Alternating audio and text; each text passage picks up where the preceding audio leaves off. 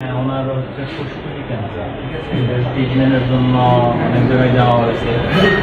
ট্রিটমেন্টের করার পরে মনে করেন যে কোনো কাজ হয়নি, থেরাপি দেওয়া হয়েছে, 8-9টা থেরাপি দেওয়া হয়েছে, তারপরে কোনো কাজ হয়নি। বর্তমানে শরীরের কন্ডিশন এরকম সৃষ্টি হয়ে গেছে।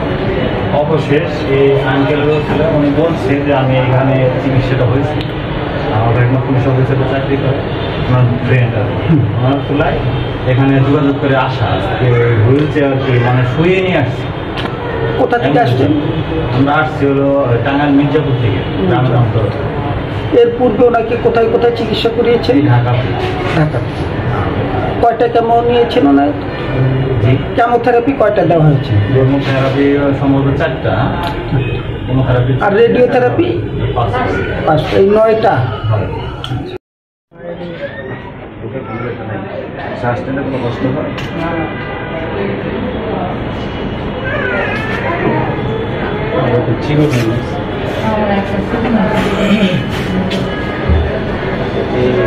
ইনফেকশন আছে নাকি? ওটা স্যার আপনার যে পোস্ট অপারেশন আমার আটকে গেছিল, তো বড় কেন লাগলো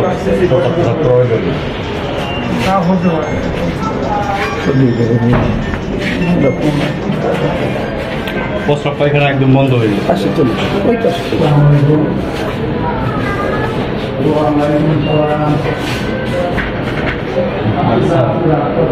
থেরাপি দেওয়া হয়েছিল স্যার, মানে ওই যে টিউমারটা ছিল স্যার, ওটা ফেটে গেছে স্যার, ভিতরে রয়ে গেছে,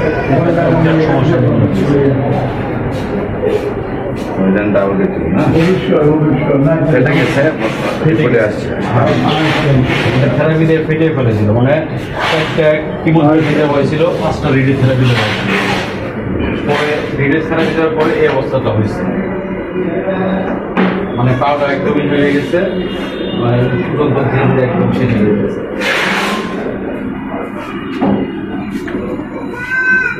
ফুসফুস, আমি তার সাথে কথা বলছি, ডাক্তার বলছে ফুসফুস খেলেছে।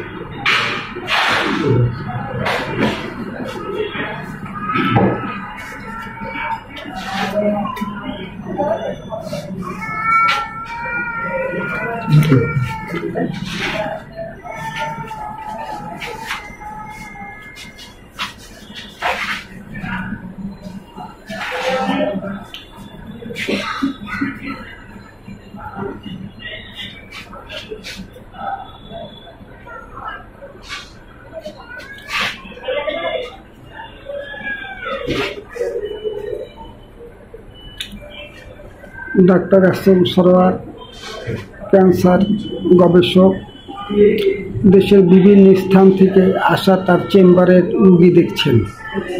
ইতিমধ্যে একটি রুগী হুইল চেয়ারে করে এসেছে, একাধিকবার তাকে রেডিওথেরাপি ও কেমোথেরাপি দেওয়া হয়েছে, সে চিকিৎসায় সফলতা পায়নি। তাই ডক্টর এসএম সরোয়ারের নিকট এসেছে হোমিও চিকিৎসা নেওয়ার জন্য। দেশের বিভিন্ন স্থান থেকে ডাক্তার এসএম সরোয়ারের নিকট আসে হোমিও চিকিৎসা নেওয়ার জন্য। তিনি একজন ক্যান্সার গবেষক।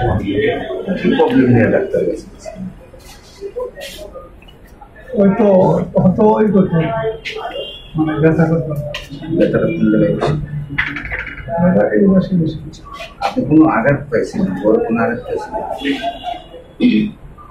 আঘাত পেলে মানে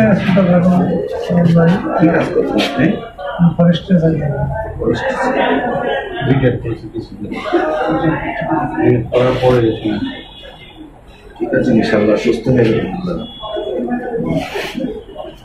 সুস্থ হয়ে যাবেন ইনশাল্লাহ। খাওয়া দাওয়াটা কেমন চলে? ঠিক আছে, ইনশাল্লাহ এই মাসে সুস্থ হয়ে যাবেন। স্যার 2-3 ধরে মানে একটু খাইতে পারতেছি।